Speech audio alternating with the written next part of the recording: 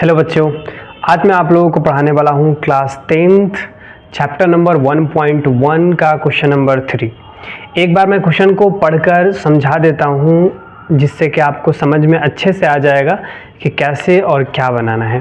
तो एक बार क्वेश्चन को पढ़ लेते हैं। पहले आपका क्वेश्चन है, किसी परेड में 616 सदस्यों वाली एक सेना आर्मी की टुकड़ी को 32 सदस्यों वाले एक आर्मी बैंड के पीछे मार्च करना है। दोनों समूहों को समान संख्या वाले स्तंभों से मार्च करना है। उन स्तंभों की अधिकतम संख्या क्या है जिसमें वे मार्च कर सकते हैं। तो इसमें हमें फाइंड क्या करना है, उन स्तंभों की अधिकतम संख्या ज्ञात करनी है जिसमें वे जा सकते हैं, मार्च कर सकते हैं।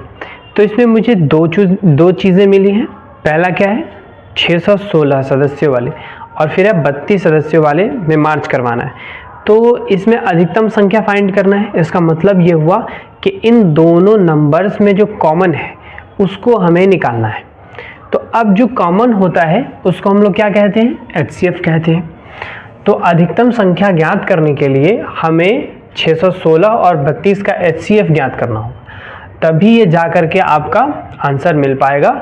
मतलब कि अधिकतम संख्या जो है आपके स्तंभों की वो फाइंड हो पाएगी। तो आप लोग क्वेश्चन को समझ गए हैं। अब मैं इसका आंसर कैसे बनाना है मैं उसको थोड़ा समझा देता हूँ। तो सबसे पहले आप SOL ऊपर N 3 डॉट लिखेंगे। इसका मतलब सॉल्यूशन होता है, मतलब हिंदी में इसको हल भी लिखा जा सकता है। स्तंभों की अधिकतम संख्या ज्ञात करने के लिए हमें 616 और 32 का HCF ज्ञात करना होगा। अब HCF ज्ञात करने के लिए हमने पिछले वीडियोस में आपको सिखाया है यूक्लिड विभाजन एल्गोरिथम। यूक्लिड विभाजन एल्गोरिथम में A लिया जाता है बड़े को और B लिया जाता है छोटे को। तो A यहाँ पर बड़ा 616 को हमने ले लिया और 32 जो है उसको हमने ले लिया छोटा है, इसलिए B। अब यूक्लिड विभाजन एल्गोरिथम आपको पता है A equal to BQ plus R होता है। तो हम लोग A equal to BQ plus R यहाँ पर लिख चुके हैं। अब यहाँ पे A का वैल्यू क्या है, 616 हमने यहाँ पर लिख दिया। B का वैल्यू 32 है, सो 32 हमने यहाँ पर लिख दिया। ये 19 और 8 कहाँ से आया इसको मैं अभी क्लियर करता हूँ। तो ये मैं 32 यहाँ लिखता हूँ। 32 को 616 में जब डिवाइड करेंगे हम लोग तो ये एक बार में लगाएंगे सबसे पहले, 2 बार में ज़्यादा हो जाएगा। 6 आपको तो डिवाइड आता ही होगा।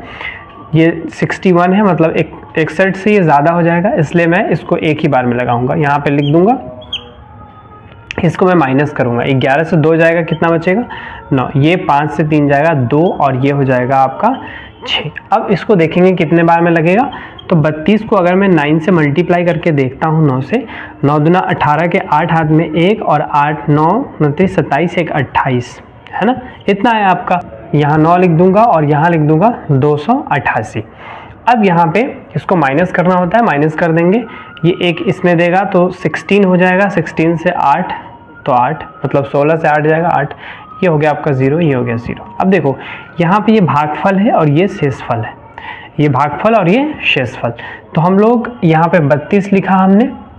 32 के बाद यहाँ पर क्या लिखा जाता है, Q क्या होता है, भागफल। तो भागफल को हमने लिख दिया। यहाँ पे शेषफल, तो शेषफल को हमने यहाँ पर लिख दिया। अब यहाँ पे इसका जो शेषफल है वो 0 नहीं आया।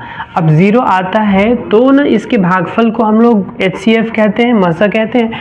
लेकिन यहाँ पर क्या है कि आपका आया ही नहीं 0। तो अब मैं क्या करूँगा, इस 32 को यहाँ लिख दूंगा और ये जो 8 है इसको यहाँ लिख दूंगा। ठीक, अब इसको ये जो 32 इक्वल टू मैंने 8 लिखा, ठीक है।